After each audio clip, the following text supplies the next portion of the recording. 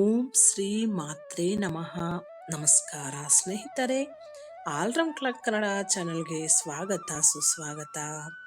ಇವತ್ತಿನ ವಿಡಿಯೋದಲ್ಲಿ ಶುಕ್ರವಾರ ಲಕ್ಷ್ಮಿಗೆ ಕುಂಕುಮ ಅರ್ಪಿಸಿ ನೋಡಿ ಎಷ್ಟೆಲ್ಲ ಬದಲಾವಣೆ ಆಗುತ್ತೆ ಅಂತ ನೋಡಿ.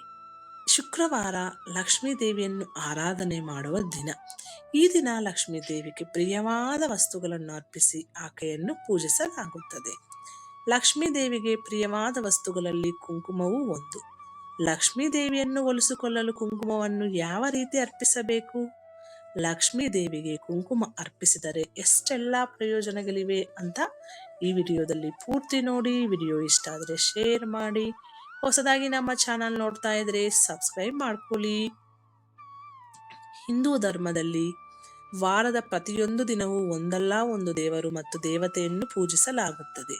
ಅದೇ ರೀತಿ ಶುಕ್ರವಾರದ ದಿನವು ಲಕ್ಷ್ಮೀ ದೇವಿಯ ಪೂಜೆಗೆ ಸೀಮಿತವಾದ ದಿನವಾಗಿದೆ. ಈ ದಿನ ನೀವು ಲಕ್ಷ್ಮೀ ದೇವಿಯನ್ನು ಸಂಪ್ರದಾಯಬದ್ಧವಾಗಿ ಪೂಜಿಸುವುದರಿಂದ ನಿಮ್ಮ ಮನೆಯಲ್ಲಿ ಸಂಪತ್ತು ಮತ್ತು ಸಮೃದ್ಧಿ ನೆಲೆಯಾಗುತ್ತದೆ ಎನ್ನುವ ನಂಬಿಕೆ. ಈ ದಿನ ಹೆಚ್ಚಿನವರು ವೈಭವ ಲಕ್ಷ್ಮಿಯನ್ನು ಪೂಜಿಸುತ್ತಾರೆ. ಶುಕ್ರವಾರ ದೇವಿಯನ್ನು ಪೂಜಿಸುವಾಗ ಸಿಂಧೂರಕ್ಕೆ ಸಂಬಂಧಿಸಿದ ಕೆಲವು ವಿಶೇಷ ಕ್ರಮಗಳನ್ನು ಸಹ ಮಾಡಬೇಕು. ಶುಕ್ರವಾರದ ದಿನದಂದು ಸಿಂಧೂರಕ್ಕೆ ಸಂಬಂಧಿಸಿದ ಈ ಕೆಲಸಗಳನ್ನು ಮಾಡುವುದರಿಂದ ಲಕ್ಷ್ಮೀ ದೇವಿಯು ಸಂತೋಷ ಮತ್ತು ಸಮೃದ್ಧಿಯನ್ನು ಕರುಣಿಸುತ್ತಾಳೆ. ಕುಂಕುಮ ಹಚ್ಚಿದ ಕೆಂಪು ಹೂವನ್ನು ಅರ್ಪಿಸಿ.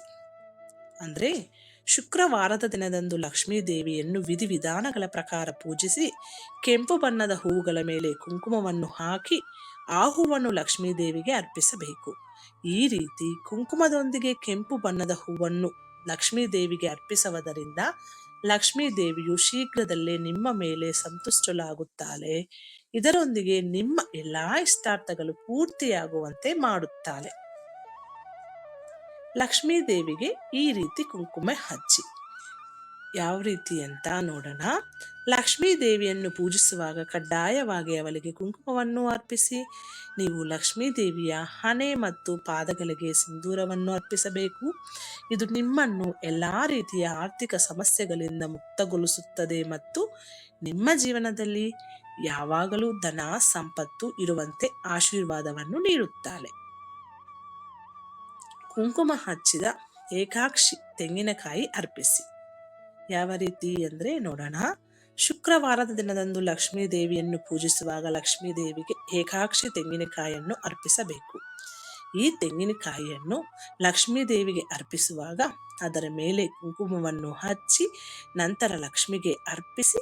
ಈ ರೀತಿ ಮಾಡುವುದರಿಂದ ಲಕ್ಷ್ಮಿಯು ನಿಮ್ಮ ಎಲ್ಲಾ ದುಃಖಗಳು ಮತ್ತು ಸಮಸ್ಯೆಗಳನ್ನು ನಾಶಪಡುತ್ತಾಳೆ ಮತ್ತು ನಿಮ್ಮ ಜೀವನವು ಯಾವಾಗಲೂ ಸಂತೋಷದಿಂದ ತುಂಬಿರುವಂತೆ ಮಾಡುತ್ತದೆ. ಹಂಗೆ ಶುಕ್ರವಾರ ಇದೆಲ್ಲ ಮಾಡಿ ಈ ಮಂತ್ರ ಪಠಿಸಿ. ಲಕ್ಷ್ಮೀ ದೇವಿಗೆ ಅರ್ಪಿಸಿದ ಕುಂಕುಮವನ್ನು ಸ್ವಚ್ಛವಾದ ಕೆಂಪು ಬಟ್ಟೆಯಲ್ಲಿ ಕಟ್ಟಿ ತಿಜೋರಿಯಲ್ಲಿ ಹಣ ಇಡುವ ಸ್ಥಳದಲ್ಲಿ ಇರಿಸಿ.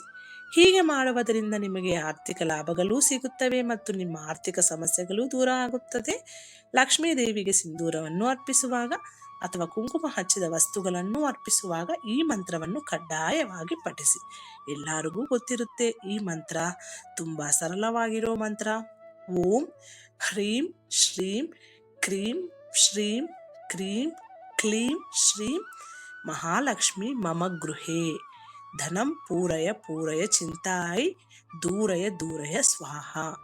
ಈ ಮಂತ್ರ ನಾನು ಡಿಸ್ಕ್ರಿಪ್ಷನಲ್ಲಿ ಕೊಡ್ತೀನಿ, ನೀವು ನೋಡಿಕೊಂಡು ಓದ್ಕೋಬೋದು. ಇದೆಲ್ಲ ಆದಮೇಲೆ ತುಳಸಿ ಗಿಡಕ್ಕೆ ಕುಂಕುಮವನ್ನು ಅರ್ಪಿಸಿ. ನೀವು ಆರ್ಥಿಕ ಸಮಸ್ಯೆಗಳಿಂದ ಮುಕ್ತಿ ಪಡೆಯಲು ಬಯಸಿದರೆ ಶುಕ್ರವಾರದಂದು ಪೂಜೆಯ ಸಮಯದಲ್ಲಿ ದೇವಿಗೆ ಒಂದು ಚಿಟಿಕೆ ಕುಂಕುಮವನ್ನು ಅರ್ಪಿಸಿ. ಈ ಸಮಯದಲ್ಲಿ ತುಳಸಿ ಗಿಡದಲ್ಲಿ ಲಕ್ಷ್ಮೀ ದೇವಿ ವಾಸಿಸುತ್ತಾಳೆ ಎಂದು ಹೇಳಲಾಗುತ್ತದೆ. ಆದ್ದರಿಂದ ಶುಕ್ರವಾರದಂದು ತುಳಸಿಯನ್ನು ಪೂಜಿಸುವಾಗ ಲಕ್ಷ್ಮೀ ದೇವಿಗೆ ಸಿಂಧೂರವನ್ನು ಅರ್ಪಿಸಿ ಪೂಜೆಯನ್ನು ಮಾಡುವುದರ ಜೊತೆಗೆ ತುಳಸಿಗೆ ಸಿಂಧೂರವನ್ನು ಅರ್ಪಿಸಿ. ಇದು ನಿಮ್ಮ ಮನೆಗೆ ಸಂತೋಷ ಮತ್ತು ಸಮೃದ್ಧಿಯನ್ನು ತರುತ್ತದೆ ಮತ್ತು ಜೀವನವನ್ನು ಸಂತೋಷದಿಂದ ತುಂಬುತ್ತದೆ. ಇದು ಸ್ನೇಹಿತರೆ ಇವತ್ತಿನ ವಿಡಿಯೋ. ಈ ವಿಡಿಯೋದಲ್ಲಿರುವ ಎಲ್ಲ ಅಂಶಗಳು ನಿಮ್ಮ ಸ್ವಂತ ವಿವೇಚನೆ ಬಳಸಿ ನಿರ್ಧಾರಗಳೆಲ್ಲ ತೆಗೆದುಕೊಳ್ಳಿ. ಈ ವಿಡಿಯೋ ನಿಮಗೆ ಉಪಯೋಗಕರ ಅನಿಸಿದರೆ ಖಂಡಿತ ಶೇರ್ ಮಾಡಿ. ಹೊಸದಾಗಿ ನಮ್ಮ ಚಾನಲ್ ನೋಡ್ತಾ ಇದ್ರೆ ಸಬ್ಸ್ಕ್ರೈಬ್ ಮಾಡ್ಕೊಳ್ಳಿ. ಮುಂದಿನ ವಿಡಿಯೋದಲ್ಲಿ ಸಿಗೋಣ. ಅಲ್ಲಿವರೆಗೂ ಧನ್ಯವಾದಗಳು.